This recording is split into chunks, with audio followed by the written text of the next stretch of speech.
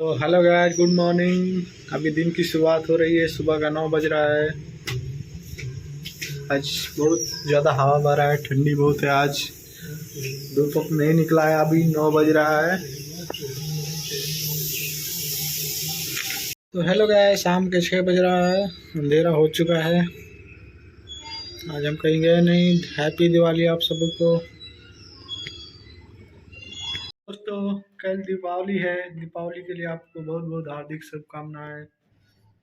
तो दोस्तों, जैसा कि आप लोग जानते हैं, कल हम लोग श्री राम जी का आने की खुशी में दिवाली मनाते हैं। तो हम भी कल दीपावली मनाएंगे। और हमारे चैनल को लाइक और सब्सक्राइब कर दीजिए। धन्यवाद। तो गाइस, अभी हम लॉलीपॉप खा रहे हैं, देखिए। चलो गाइस, रात का 9 बज गया है। अभी हम जा रहे हैं खाने।